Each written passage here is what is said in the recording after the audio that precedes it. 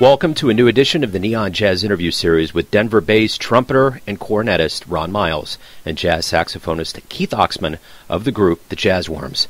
We talked to them about their latest 2021 CD called Squirmin. It was recorded back in 2017, but it's released during this COVID pandemic year.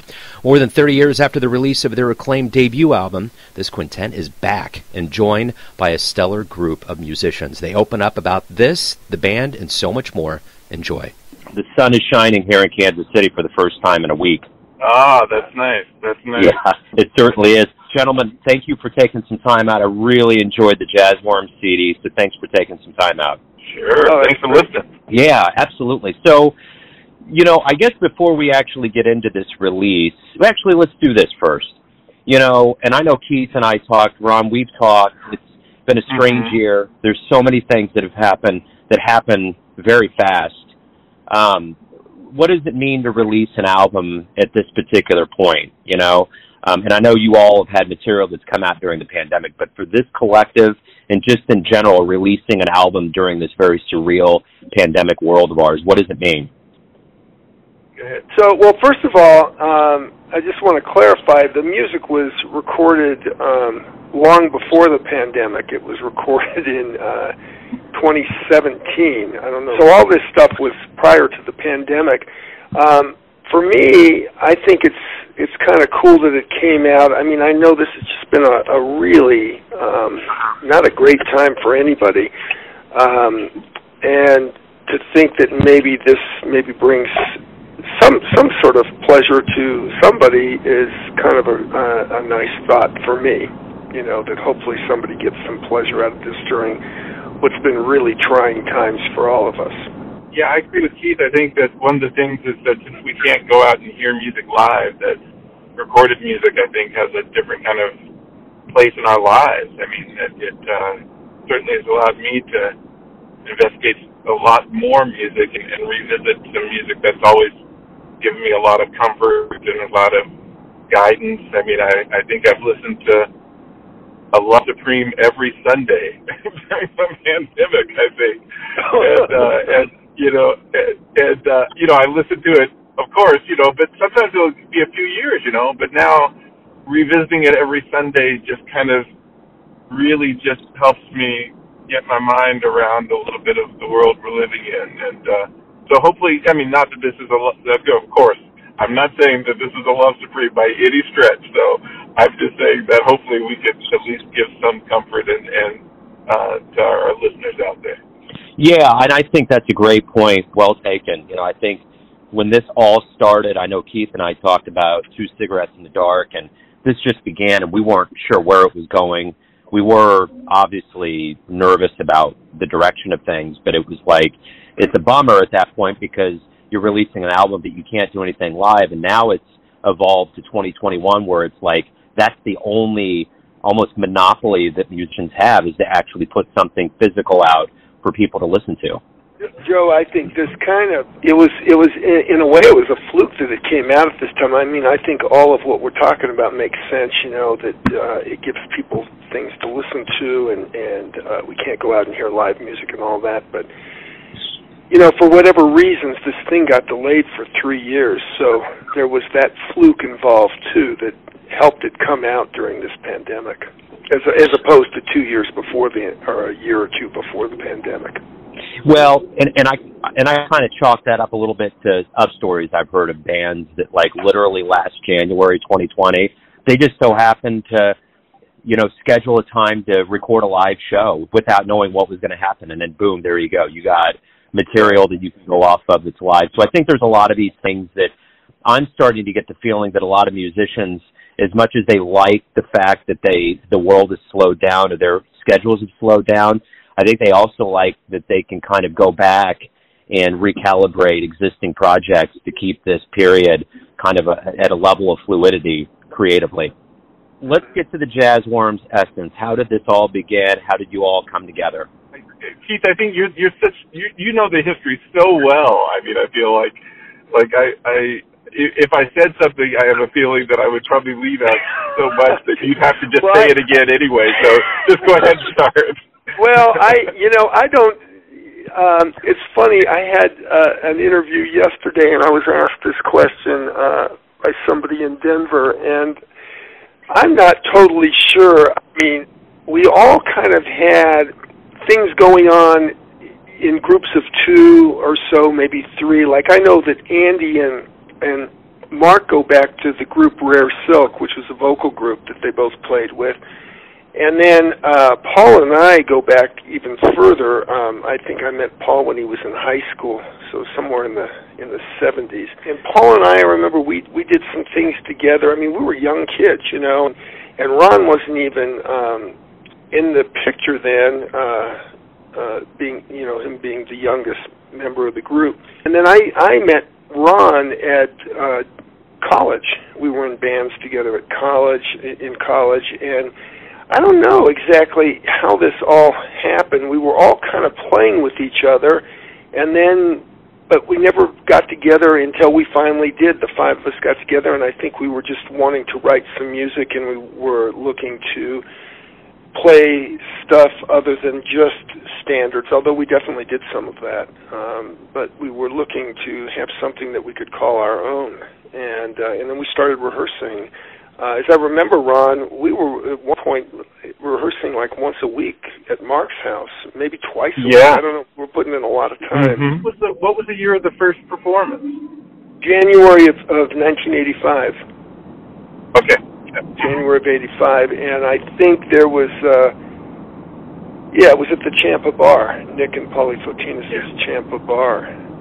That was the first one, and then I think it was later in that year. I think we were playing at El Chapultepec, and we did some various things in the tour with Eddie Harris, which I don't even remember. Was that in Wichita or was that in Salt Lake City? I think it was Wichita. I remember because I actually bought a record called Power Tools on that tour, which is a Ronald Shannon Jackson album with Bill Frisell on it. And it's the first time I had heard Bill Frisell play. Oh, wow. I bought a vinyl copy of that because I was a big fan of Ronald Shannon Jackson and Melvin Gibbs. And I'd been hearing about this guitar player, Bill Frisell, and reading about him in Downbeat, and so I bought the album, and that was the first time I'd ever heard him. Wow, and here you guys are now with quite a history behind you. What makes this work? Obviously, you know, when you're listening to this album, as I did, I just immediately feel this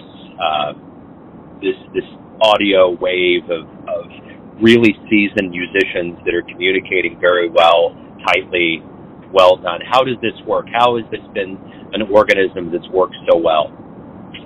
Well, it's tricky because, I mean, we really haven't played in a very long time, so as a band. And I think that one of the things that's kind of interesting is, you know, Keith has done so many albums, really, probably more than anybody since the Worms stopped.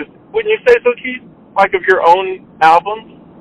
I don't think I've done more than you have, but I've done a few. Well, I think, yeah, you've done a lot. Yeah, I mean, I think maybe so, but you know, we've done a lot of albums of our own where we've been able to kind of like set what we want to do, and so to come together in this kind of collective unit, and really give a voice to some of the composers that we love to play so much, like Andy Weyl and Paul Romaine and Mark Simon, and each other too. You know, like I don't get to play Keith's music that much either. So for me, it was just like, man, it felt like, gosh, this is such a pleasure to get to play this music and think about something, get outside of my own head for a little bit. And we're such great friends and great brothers and stuff. Like, you know, like when Keith is playing, you know, I'll try and check him out. I get all his albums. And I get them because I love his music. So to me, I had like the best seat in the house. I could, you know, sitting right next to Keith, hearing him play, get to play this music. It was a joy. Oh, you're awfully kind, man. That's really, really. And certainly, it echoes the feelings I have about all these guys. And you know, the other thing too, Joe, somebody asked me yesterday, this gentleman I was talking to, he said, so when you write, do you keep like the strengths of these guys in mind? And I'm thinking, you've got to be kidding me. Anything I would put down on paper, these guys will nail. I mean, it's just, it doesn't even occur to me that there's anything that they're not going to be able to do. And I think part of the thing that makes this work is that everybody is beyond competent. And although sometimes I question myself about that, but these four guys for sure. And they're just beyond competent, and you just know that it's going to be right no matter what happens. I mean, there's just this unbelievable trust that happens, which I think is number one.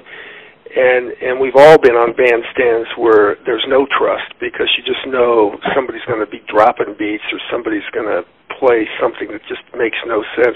There's none of that here. Everybody plays with such great taste, is so well listened to the history of this music, and everybody has an idea of how they should fit in, I think. So on the heels of a new album, and, you know, the world's kind of getting the vaccines, you know, we're heading into some warmer weather. We're starting to hear about some gigs and some things that are happening. How are you feeling? Are you feeling hopeful as we move on? And what are you foreseeing as far as getting back to some semblance of a regularity as a working musician? Well, Keith, do you have anything on the books yet? I think just our thing that is in May. I don't know. I mean, this thing has done a number. I mean, I'm literally, since last year, I'm literally still on my third tank of gas in my car. I'm used to filling this thing up once a week.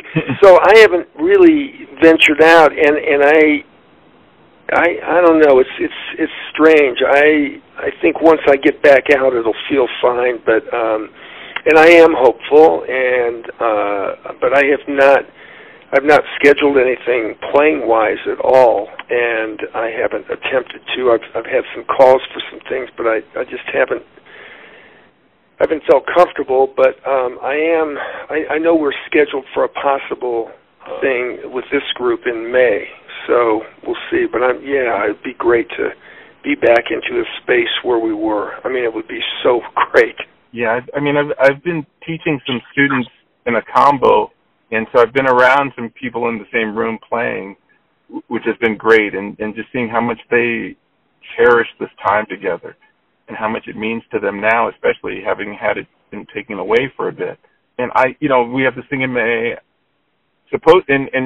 Keith also, released a record, the Two Cigarettes record, and I released the record and stuff. So that band hasn't played either, the band that did Rainbow Sign. We're supposed to play at the Vanguard in September, but, we'll see what that looks like at that point.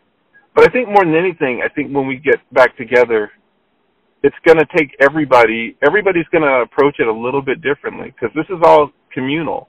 It's not just the people on the bandstand, it's the people in the audience, the people that put on concerts, it's the club owners, it's everybody who's going to come back to this with some new thoughts about, hopefully how to make it all better even than it was before.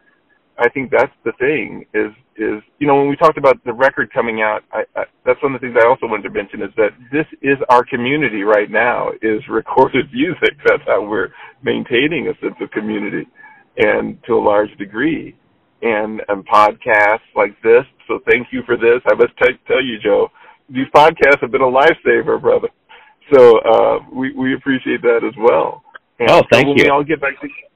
So when we all get back together, I think we'll all have new thoughts on things we've learned, and we'll hopefully get to share it, because that's what this music's all about anyway, right?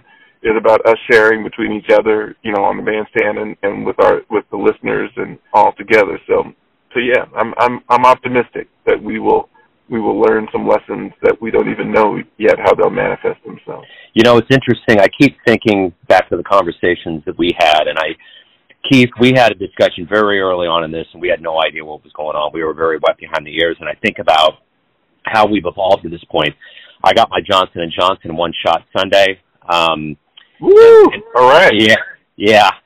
So there's when I actually got COVID in November, so I look at this when I think about surviving a pandemic in so many myriad of ways and how it's affected so many people. I mean, this thing has just kind of mutated and morphed in different ways. And I think, Ron, what you kind of touched on too, and I didn't realize as explicitly until I really started getting into interviewing a lot of cats, is that this really has been a therapeutic thing, I think, for all of us, because you can't bottle this up. You got to let it out. But what I've noticed is that the voices of the jazz world have been resoundingly courageous and confident and strong. And I have played a lot of these interviews. Keith, the interview that we did, I don't know if I had said anything, but my son Miles was in the car and listened to the whole thing and listened to a lot. So did my stepdaughter Jilly. I really introduced them to these voices, and I think it's been very therapeutic for them to hear professional artists that have kind of gone through this and lived through it, and we're still optimistic about all of it. And I've noticed that there's going to be a lot of changes, as you touched on, in jazz. My more pointed question is this: how do you think jazz is going to emerge stronger and more vibrant once we get out of this and get back to some of the things that we've all been used to in the world of live and recorded music? Keith, you want to go first? Boy, that's a deep question. No, why don't I'm still thinking. I'm slow. I'm still working on that one. Well, yeah, I put a lot out all at once. Yeah. If you have some thoughts, Ron, I'm still kind of working on that. Hopefully what we learn is this kind of sense of interconnectedness that you talked about, Joe, that it's a big community. And sometimes we can get into our own communities a little much. You know, the musicians just worrying about the musicians and the record company just worrying about, you know, but like all this is together. And it's just like a band, you know. It's like I don't really look at anymore, like I don't even think about solos. Like that doesn't really enter my mind. Like it's all collective improvisation at this point. And so if I need to play something, I'll play something. Somebody else is playing something, I'll listen. But I'm always at the ready to like participate. And I think that as we move forward, that all of us working together, because I mean, think about this, we've been able to sustain this music, like with you, Joe, with like records, with radio, with other podcasts and stuff, through a time where we haven't been able to play live at all for a whole year. So now if we add the live component back into it, we should really be making some noise out here, right? And we can also see how much people love this music, how much we love it, and how other people love it. Because I mean, I must tell you, there's so many interesting podcasts that I listen to and broadcast and live streams that have turned me on to new folks that I never had checked out before. And so I'm going to be looking to see them live too as we kind of move forward. So that kind of sense of interconnectedness, I think, is going to be, if I could pick one thing, I'm hoping that's one thing we'll keep in mind as we move forward. There's also going to be a thing, I think, you know, when people get back together, it's just going to feel so good to play and to listen to music that I can't imagine that isn't going to be an extra push to make us better than we are. You know, I think that everybody kind of goes, if you're working all the time and you have a lot of stuff happening, sometimes you can say, oh man, you know, it's I don't know, I don't know if I'm really up to this tonight, and I have a feeling when we're all back, especially for the first number of times, you know, we would be oblivious to 10 feet of snow outside. We'd just be so happy to get there and play once again, you know. So I can't help thinking that we're going to be better just for that. I think so, yeah. And, you know, I know as a fan of music, being in Kansas City, my wife and I are very, very good about going out and seeing shows, and it's just increasingly gotten difficult because you just don't know when this is going to pick back up, and it was such a big part. But my thought is this: what do you hope we all realize about the power of live music when we return, both fan and musician? Well, you know, it's funny, I talk to students all the time. I think it's even more than just music. I mean, just life itself. I mean, hopefully people have a sense of, I don't know, it gave me sort of a heightened awareness of how valuable time is and how we spend it. And it's beyond like just music on a bandstand. It's just living one's life and how you can't afford to waste anything. I've got a number of students. Well, it's funny, you know, some students, I mean, this is just a time they're bored, and then there are these students that took this really seriously and really worked on things and are stronger than ever. I guess I'd like to think we all just have a different outlook on life and how we are towards each other and how we spend our time, and are we spending our time wisely? And I don't mean necessarily just for us to become better musicians, but just to be positive contributors to life, to our community. Yeah, and I would say, and you know, following up on what Keith is saying, I agree wholeheartedly, and also just the fact of how precious a moment in time is. I mean, that's the thing about live music. The thing about recorded music, you know, we can go back to it and revisit, but also just getting used to just the special thing about just being in the moment, about having an experience that right at that time that you can't have again, and really cherishing that. And as musicians too, I think just in just the kind of the nuts and bolts thing about like, don't worry about like playing what you practiced or what you prepared. Just listen to what is. Be there. Feel the spirit in the room for what is right now, and let that guide you, you know, and see where that leads you, and being more comfortable with that. Because I think that's something hopefully that will also kind of keep going.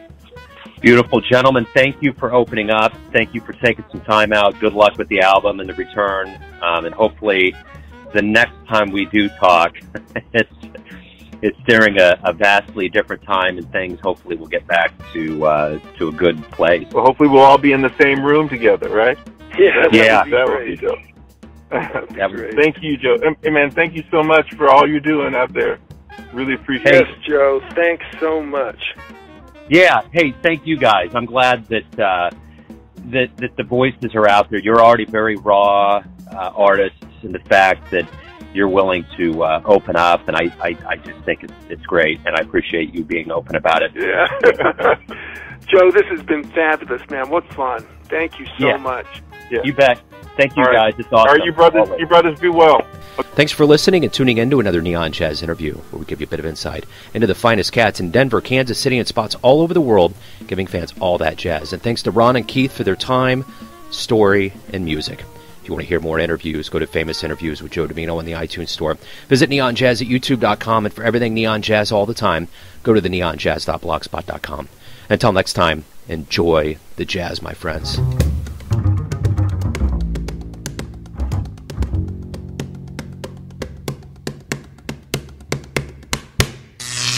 Neon Jazz.